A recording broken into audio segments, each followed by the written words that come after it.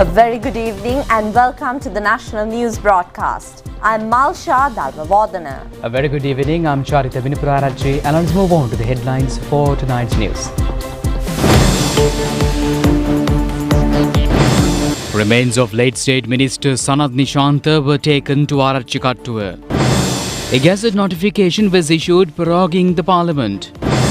The President invites the party leaders to get ready for a discussion with the IMF if they have alternative proposals. Litro Gas Company transfers 1.5 billion rupees of profit to the treasury. Clashes in Nigeria claimed 30 lives.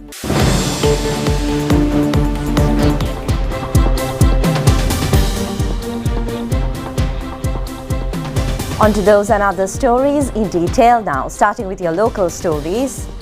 The Parliament was prorogued with effect from midnight today. The relevant gazette notification was also issued today. The President has taken this decision according to the powers vested by the 7th clause of the Constitution. Accordingly, the relevant gazette notification states that the next session of the Parliament will commence at 10:30 a.m. on the 7th of February. The President is scheduled to present the government's policy manifesto on that day.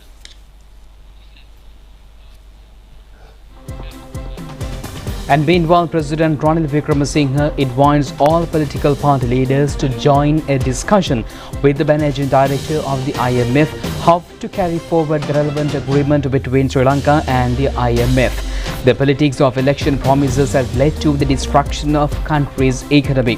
If the party is getting ready for an election, all political parties should have a proper plan how to build the country. The President stressed these facts at a ceremony held in Colombo today. The celebration of International Customs Day was held at the Customs Headquarters in Colombo this morning under the patronage of President Ranil Wickremesinghe. Addressing the gathering, the President pointed out that if Sri Lanka moves away from the IMF agreement, the country's economy will become unreliable again. Therefore, the President emphasized that all political parties should get together and the country should be steered forward with common consensus. The Customs Department is most probably the oldest department in the Sri Lankan government. There are records and evidence that custom duties were collected in the old port of Mantai, that is 2000 years ago. So from that time onwards, custom revenue had played a big role in this country's existence, whether it be Anuradhapura period, the Kotte period, the Kandy period, or today. I must first thank the members of this organization for all the work that was put in to enable us to overcome the economic crisis. I must also record my thanks to the World Customs Organization, which has been working with us and together with other organizations to modernize and make the customs far more efficient. So first let me put this on record. Because customs, as you know, is not merely the key source of revenue for Sri Lanka but for all parts of the world. Together with customs and VAT and income tax are the three main sources. The issue of customs, the collection of duties, goes today hand in hand with the international trade agreements, with the regional trade agreements, with the free trade agreements. With all this, how do you increase your revenue? Today's customs services have to be efficient. Otherwise, this cannot be done. Despite the fact that we were unable to give you additional cadre, your performance really showed how much improvements can be made in the collection paid. We have a long way to go. Nevertheless, the government is dedicated to the complete modernization of the customs and the other revenue departments, including the new law that we will be bringing in soon. So this is a part of the measures we are taking to face the economic crisis. The President distributed certificates of felicitation to custom officers who rendered a unique service in the past period. The export companies that have made significant contribution to the state income was also felicitated. Director General of Customs Sanat Nishanta presented a souvenir to President Ranil Wickremesinghe at this ceremony. State Minister Ranjit Singh Balapitiya, Senior Presidential Advisor on National Defence and Chief of Presidential Staff Sangal Ratnayaka, Secretary to the Ministry of Finance Mahinda Sirivardhana, Director General of Customs Sanat Nishanta and top officials of the Customs Department were present at this occasion. The Litro Gas Company has transferred a sum of 1.5 billion rupees earned as profit of last year to the Treasury. The Litro Gas Company, which is a subsidiary company under the Sri Lanka Insurance Corporation, today handed over the relevant cheque to the Insurance Corporation at the Presidential Secretariat. Chairman of the Litro Gas Company, Mudita Piri, says that the outstanding profit of the company earned last year is 7 billion rupees. He officially handed over the relevant cheque to Senior Presidential Advisor and Chief of Presidential Staff Sagala Ratnayaka. Then he handed over it to the Chief Financial Officer of the Sri Lanka Insurance Corporation, Shriyani Kulasinghe. At a press briefing held today, Litro Chairman Mudita Piri says that it has given profit dividend of 3 billion rupees to the Treasury last year only. Chairman of the Litro Gas Company, Mudita Piri, said the company could be able to face all the challenges and earn this profit even after providing LP gas to the consumers at a certain concessionary rate. The company, which has run at a loss for several years, have marked earning profit last year. The company earned a small amount of profit while providing LP gas to the consumers for an affordable price. The profit earned by the company will also be utilized by the Treasury as a relief to the general public.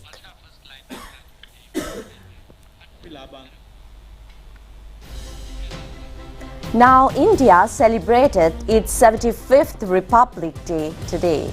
India's close and strong bond with Sri Lanka as a neighbouring country is a significant feature of the bilateral relations of the two states.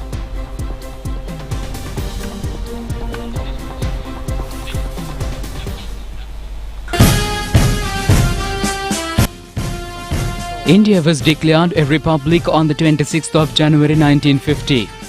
The 75th National Day celebration was held in New Delhi this morning under the patronage of President Draupadi Murmu and Prime Minister Narendra Modi. French President Emmanuel Macron graced this occasion as the chief guest. A National Day celebration was also held at the Indian High Commissioner's official residence in Colombo today under the patronage of High Commissioner Santosh Jha. The High Commissioner hoisted the Indian national flag and Indian security officials held a guard of honour at this ceremony. High Commissioner Santosh Jha read out the message issued by President Draupadi Murmu to mark this event. 75वें गणतंत्र दिवस की पूर्व संध्या पर Ceremonies have also been organised in the Indian Consular General offices in Kandy, Hambantota and Jaffna today. Relations between India and Sri Lanka were developed in many sectors during the past year.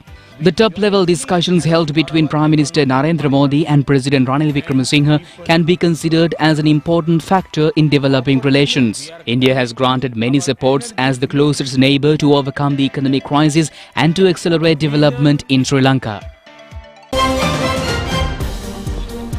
The remains of late State Minister Sanath Nishantha were taken to Arachikattua. The remains are now lying at a temporary place adjacent to his political residence.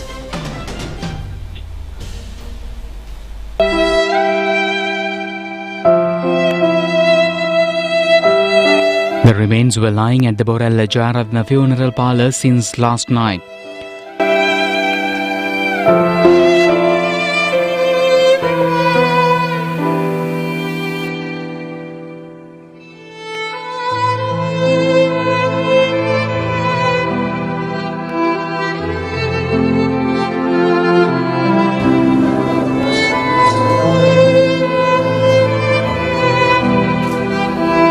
A large number of ruling and opposition party representatives paid their last respects to the late state minister.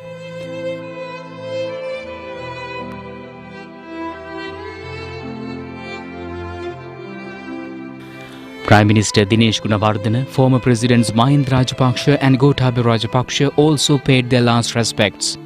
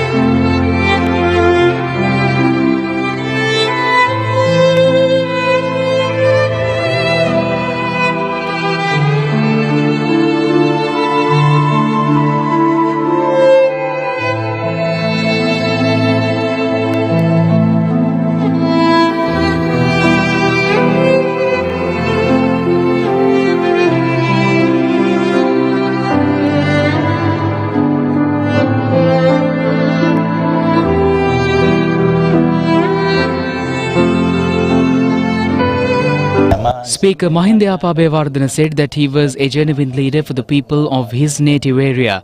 He said that he would be a leader with bright future. Minister Vidura Vikramanayaka said that late State Minister Sanath Nishanta helped a lot to conduct the State Vesak Festival in Puttalam last year.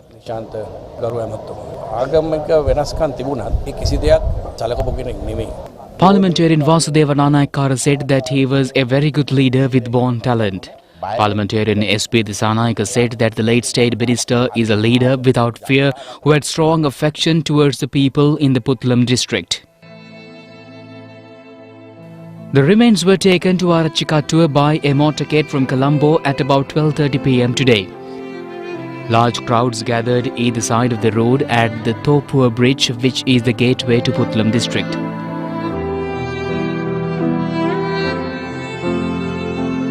Gathered at several places along the main road, they paid their last respects.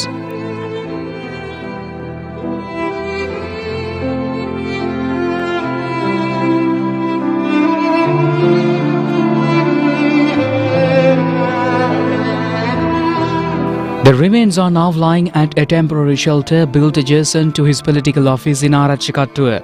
Our correspondents say that large crowds are now gathering there to pay their last respects to their leader.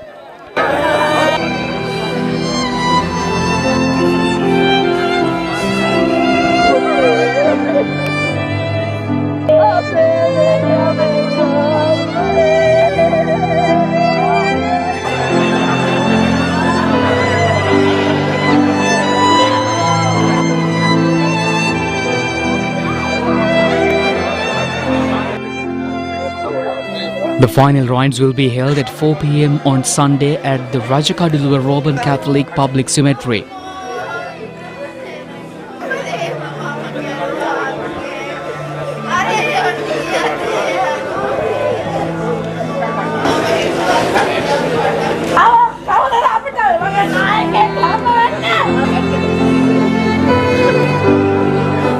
කතෝලික කෙනෙක් වුණත් බෞද්ධයෙකුට වැඩි අපිට හිතවත්ව කටයුතු කළ කෙනෙක්.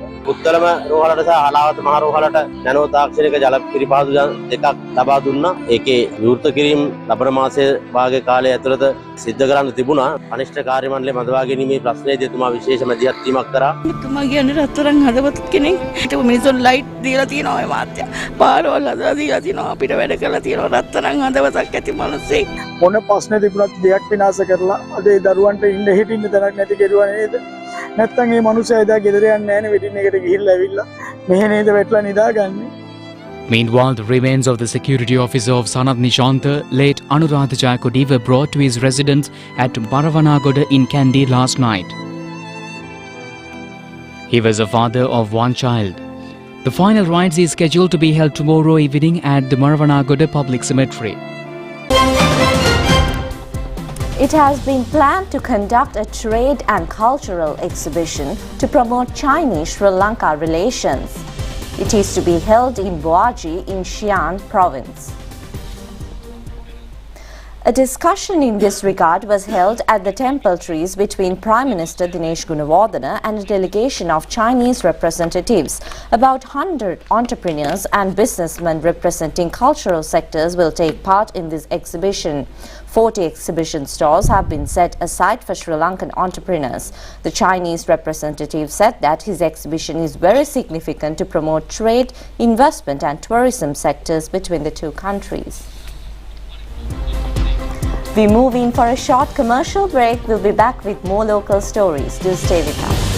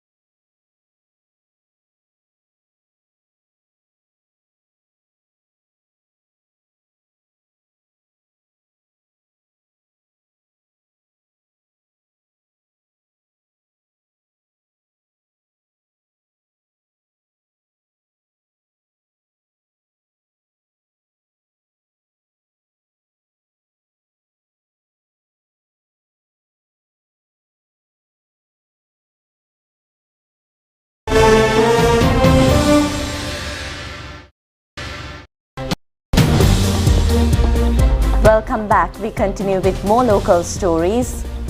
Venerable Muruttettuwe Anandathera says that an amendment in the Buddhist order should be made without delay with the leadership of Mahasangha.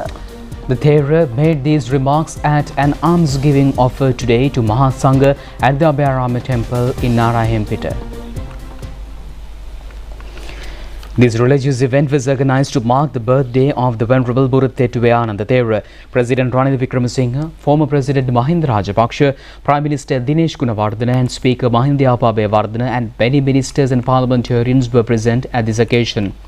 Venerable Muruttettuwe Anandathera further said that Mahasangha will extend their support to the maximum for all efforts made by President Ranil Wickremesinghe for the well-being of Buddha Sasana, people and the country.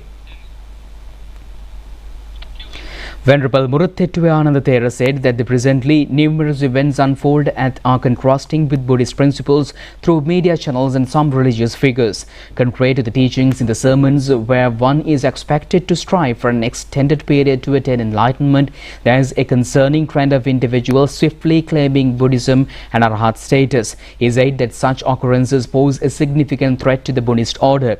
He stressed that in his capacity as Chief Sanghanayaka, they earnestly implore you to intervene to curb this crisis within the Sambuddha Sasana. He further said that he kindly requests that a Sasana Shodhana should be carried out by way of Sanghayana.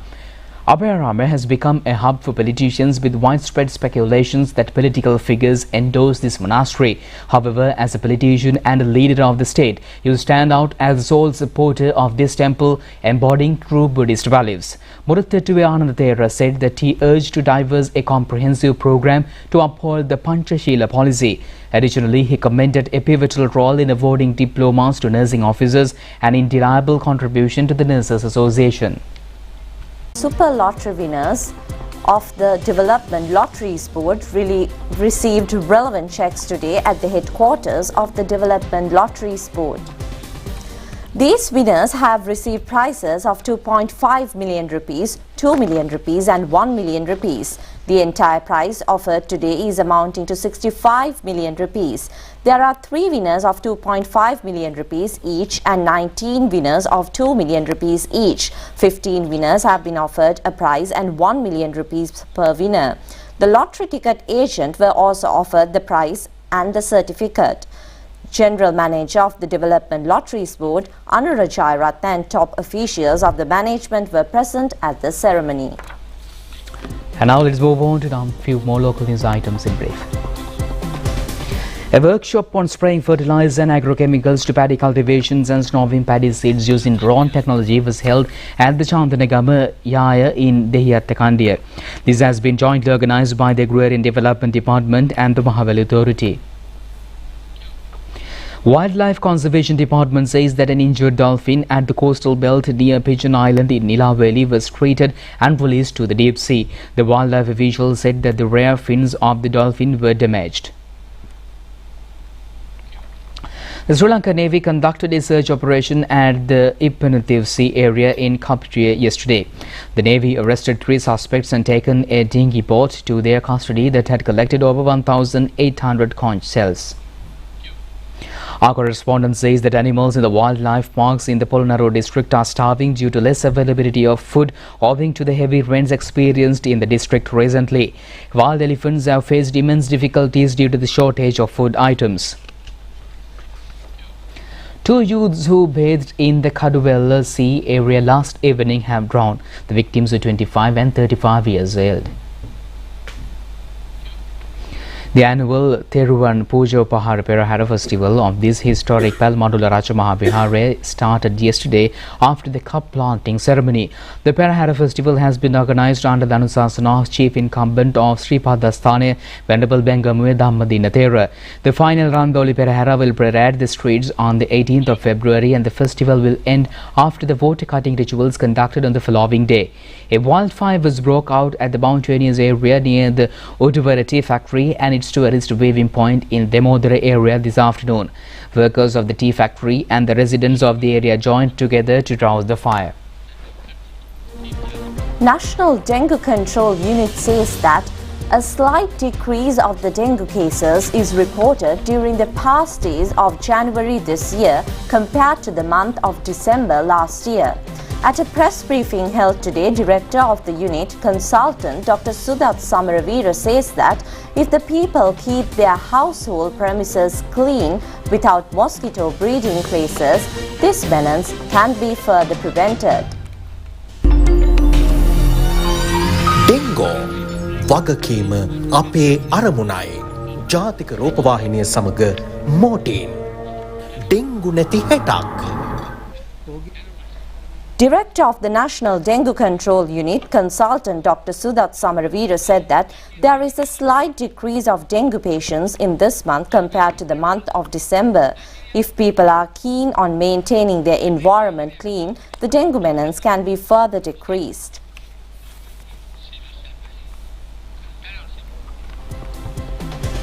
Stay tuned with the international news after this break.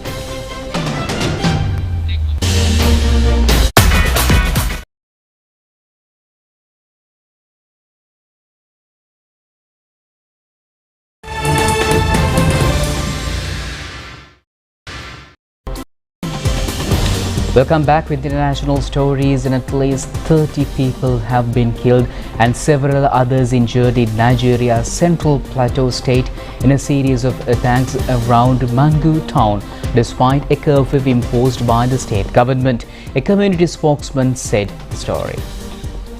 Farmer hero attacks and communal conflicts are rife in central Nigeria, an ethnically religious diverse hinterland known as the Middle Belt, where a circle of violence has claimed hundreds of lives in recent years. The latest violence on Tuesday and Wednesday came after a Christmas Day attack in the area, which left at least 140 people dead. A dusk to dawn curfew was imposed on January 23rd. The attackers tackled several villages, including located on the borders of Mangu and Barking.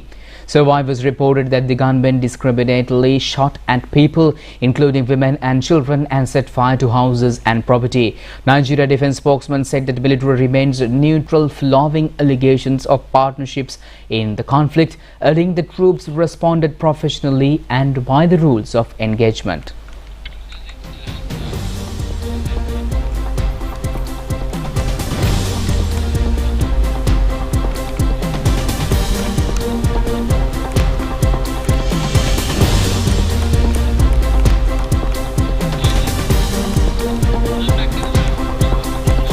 Meanwhile, NASA Ingenuity Mars helicopters, which made history by achieving the first powered flight on another world, has suffered missionary Indian damage.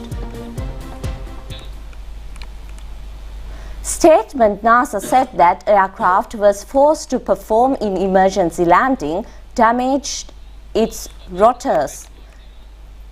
Ingenuity is said to remain upright, but the image shows that one or more of the rotor blades were damaged to it was no longer capable of flight. NASA said that circumstances were being investigated, and the planet in February perseverance before its missionary came to an end.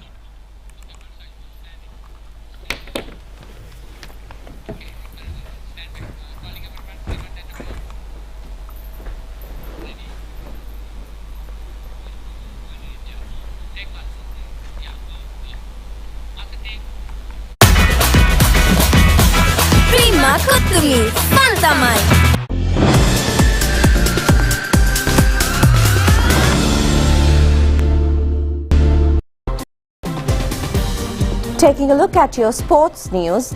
Now, India won the match against Ireland of Under-19 One-Day International World Cup tournament by 201 runs. The match was played in South Africa.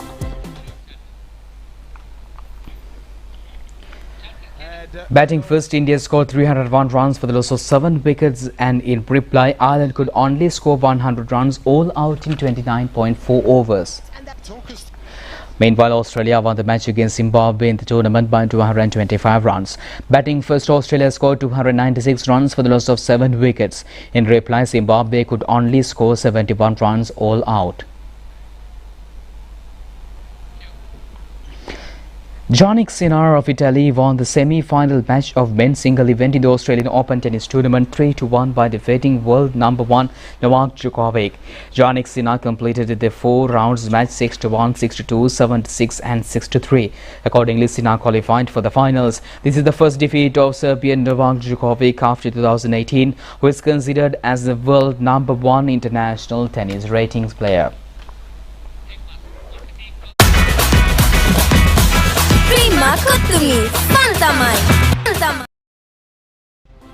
And with that, we conclude tonight's news on Rupavahini. Do join us tomorrow at the very